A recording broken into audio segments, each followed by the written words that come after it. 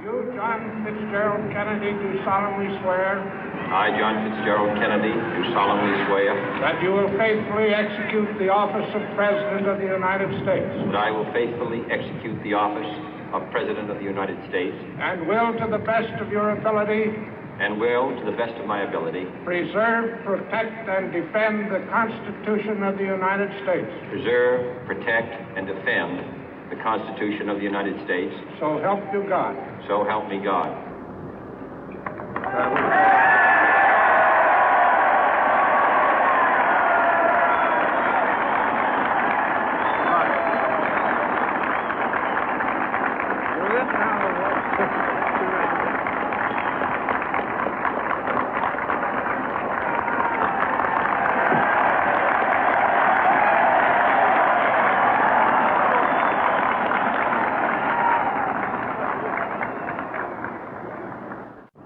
Vice President Johnson, Mr. Speaker, Mr. Chief Justice, President Eisenhower, Vice President Nixon, President Truman, Reverend clergy, fellow citizens.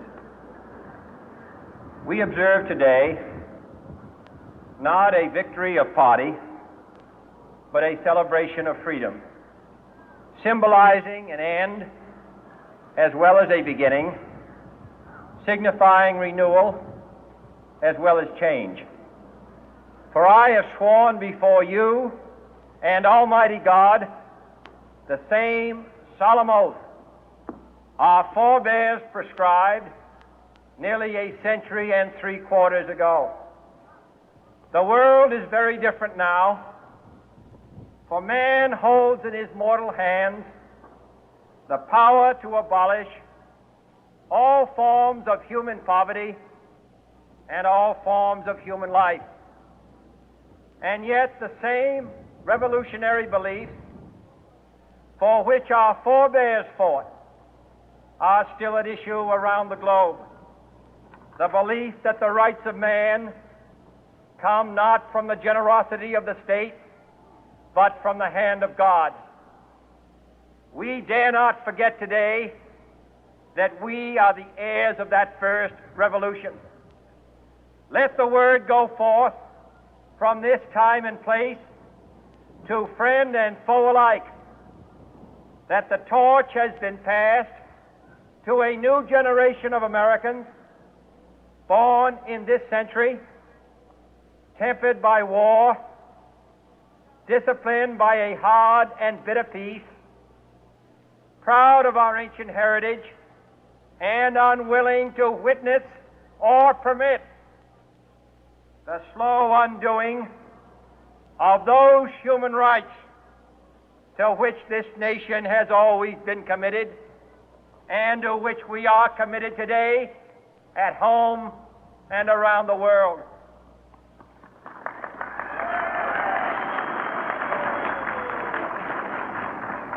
Let every nation know, whether it wishes us well or ill, that we shall pay any price, bear any burden, meet any hardship, support any friend, oppose any foe to assure the survival and the success of liberty.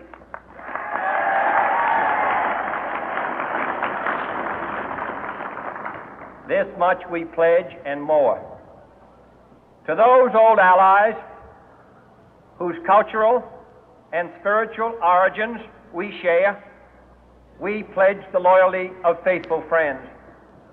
United, there is little we cannot do in a host of cooperative ventures. Divided, there is little we can do, for we dare not meet a powerful challenge at odds and split asunder. To those new states whom we welcome to the ranks of the free, we pledge our word that one form of colonial control shall not have passed away, merely to be replaced by a far more iron tyranny. We shall not always expect to find them supporting our view, but we shall always hope to find them strongly supporting their own freedom, and to remember that in the past, those who foolishly sought power by riding the back of the tiger ended up inside.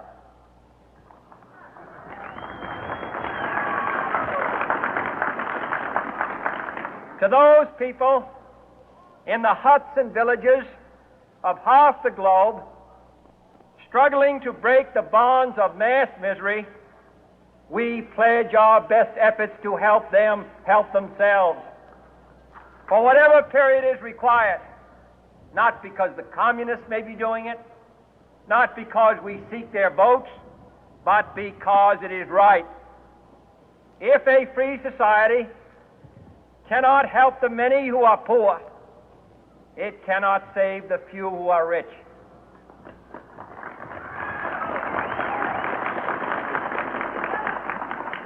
To our sister republics south of our border, we offer a special pledge to convert our good words into good deeds, in a new alliance for progress, to assist free men and free governments in casting off the chains of poverty.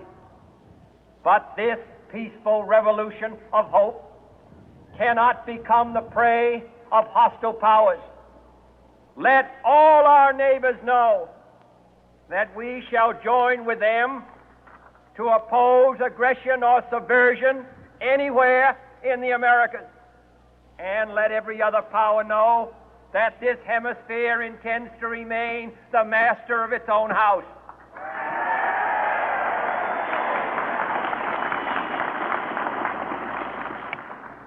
To that World Assembly of Sovereign States, the United Nations, our last best hope, in an age where the instruments of war have far outpaced the instruments of peace, we renew our pledge of support to prevent it from becoming merely a forum for invective, to strengthen its shield of the new and the weak, and to enlarge the area in which its writ may run.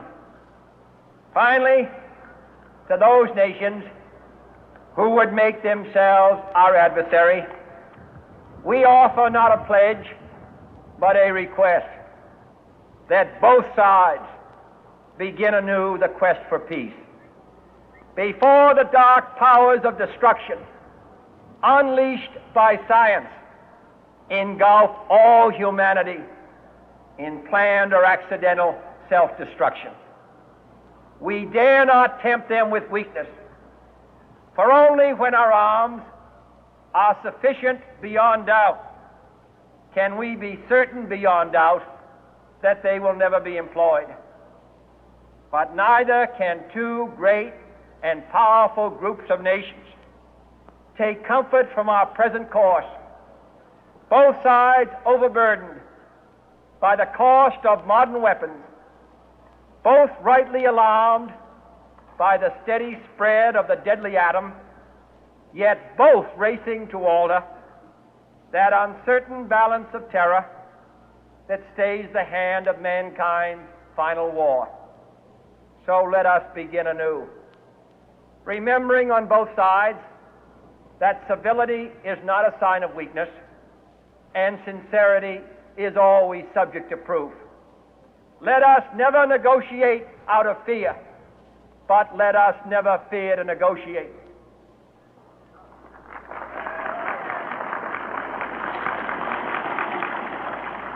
Let both sides explore what problems unite us, instead of belaboring those problems which divide us. Let both sides, for the first time, formulate serious and precise proposals for the inspection and control of arms, and bring the absolute power to destroy other nations under the absolute control of all nations.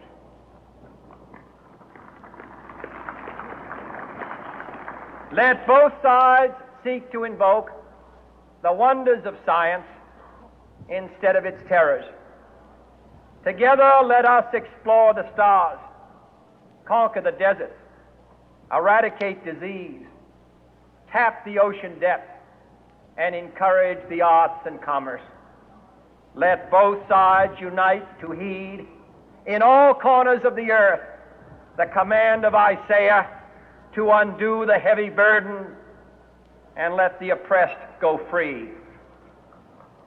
And if a beachhead of cooperation may push back